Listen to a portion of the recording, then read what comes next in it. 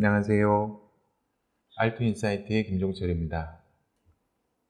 시상면을 결정을 할 때 또 하나 중요한 게 뭐냐면 레퍼런스 플랜입니다. 레퍼런스 플랜을 잡아야 되는데요. 시상면에서 크게 보는 레퍼런스 플랜은 한 두 가지 정도가 있는 것 같습니다. 그래서 만약에 선생님들께서 FH를 기준으로 한다면요.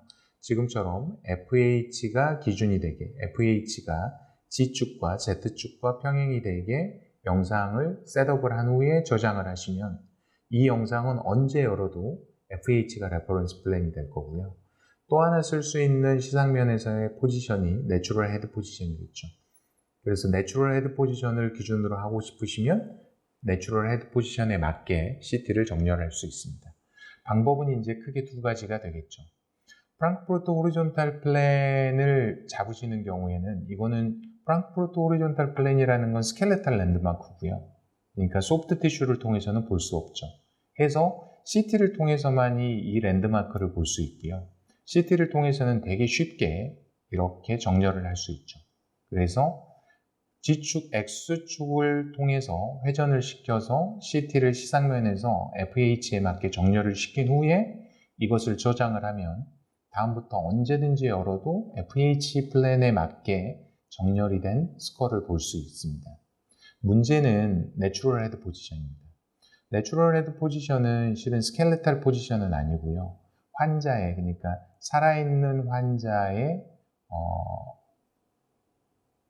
포지션이죠. 위치죠. 이거를 CT에서 단순하게 영상을 보고 회전을 해서는 얻어낼 수 없고요. 그래서 내추럴 헤드 포지션을 레퍼런스 플랜으로 쓰고 싶으신 경우에는 어쩔 수 없이 사진을 한 장 찍으셔야 됩니다. 그래서 환자의 시상면에서 환자를 내추럴 헤드 포지션에 위치시킨 후에 지금 그림처럼 사진을 찍으시고요. 이 사진을 알투게이트에 로딩해서 CT와 오버래핑 시킬 수가 있습니다. 지금 이 예로 보여드리는 이 환자는 내추럴 헤드 포지션으로 사진을 찍은 거고요. 그리고 이 사진을 CT의 측면과 오버래핑 시킨 후에 여기에 맞춰서 아까 FH가 얼마나 변했는가를 들여다보면요. 이 정도의 각도 변화가 있습니다. 그래서 이 레퍼런스 플랜을 어떤 걸 사용을 할 거냐는 여러분들이 결정하셔야 되고요. 저는 임상에서 두 가지 모드를 보고는 있습니다. 그래서 FH를 기준으로 했을 때는 FH의 직각인 맥나마라 라인을 기준으로 해서 뭔가를 분석을 하고요. 그리고 내추럴 헤드 포지션을 사용을 할 때는 트루 버티칼을 기준으로 하는 분석법들을 사용을 하는 거죠. 이렇게 되면 어느 경우에든 맞게 분석이 가능합니다. 어느 게 맞다 틀리다라고는 제가 섣불리 말씀드릴 수 없지만 대표적으로 두 가지의 이 레퍼런스 플랜을 가지고 CT를 분석을 하고 얼굴의 형태를 분석을 하는 것들은 임상에 되게 많은 도움을 주는 것은 같습니다. 임상 증례를 통해서 CT 리오리엔테이션이 갖는 의미에 대해서 다시 한번 설명을 드리겠습니다. 이 환자는 광범위한 임플란트 시술이 필요했던 환자입니다. CT를 촬영을 하고요. 보여지는 그림처럼 환자의 얼굴 중심과 미드라인이 일치하지 않죠. 그래서 알투게이트를 통해서 미드라인을 셋업을 하고요. 그리고 나서 STL을 병합을 합니다. 이렇게 STL만 병합을 해도 어떤 문제가 있는지 바로 아실 수 있을 겁니다. 좌우에 알베올라 보온의 높이 차이가 굉장히 심하다는 걸 알 수 있죠. 오른쪽, 특히나 이 환자의 왼쪽 부위에 이 잔존치와 치조골의 위치가 오른쪽과 너무 많은 차이가 나타나고 있는 걸 누구나 쉽게 알 수 있고요.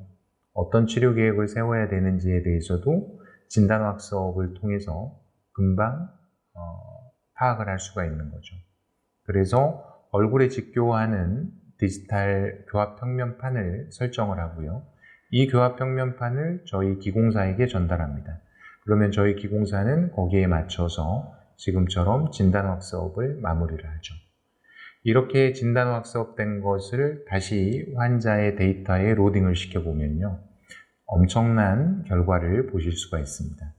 현재 잔존하는 자연치가 저희가 최종 목표로 설정한 교합평면과 치아의 위치에 대해서 얼마나 어긋나 있는지를 알 수 있죠. 결국 이 환자의 경우에는 발치와 더불어 치조골 성형술을 하지 않으면 실은 이쪽 부분에는 저희가 임플란트를 통한 임상 치관 길이를 확보할 수 없다는 걸 알 수 있게 되죠. 그리고 이 가상 왁스업을 기반으로 해서 임플란트의 이상적인 위치를 정하고요. 거기에서 단면을 들여다보면 임플란트는 의도적으로 깊이 식립이 돼야 되고, 그리고 그 임플란트의 플랫폼을 기준으로 해서 크라운 랭스닝이 필요한 경우라는 걸 알 수 있습니다.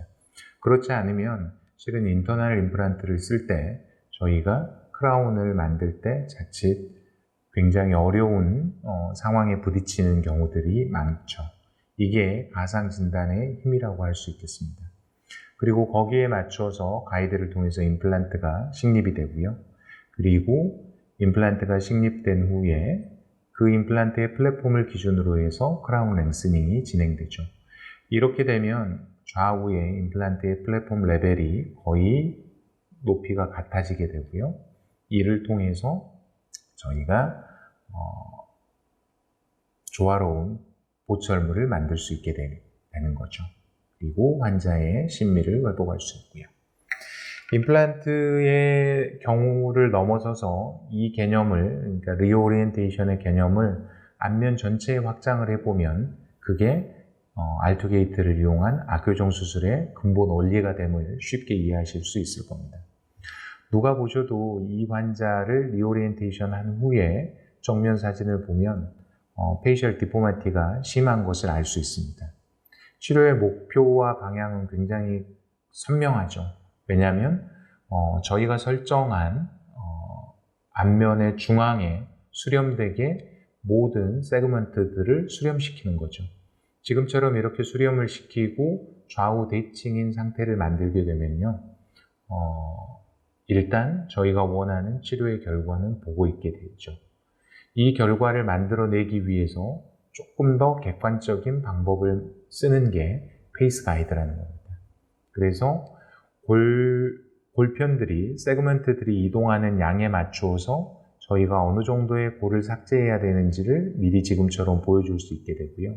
그리고 나중에 이 골편들이 커스터마이즈드 플레이트를 통해서 패시브하게 결합이 되면 수술이 잘 되었다고 이야기할 수 있겠죠. 오늘은 CBCT 리오리엔테이션에 대해서 설명해 드렸고요.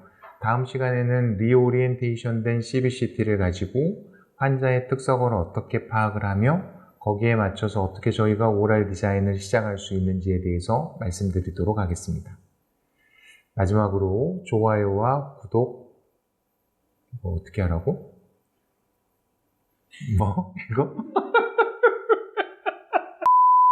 마지막으로 좋아요와 구독은 꼭 눌러주시고 다음 시간에 뵙도록 하겠습니다. 감사합니다.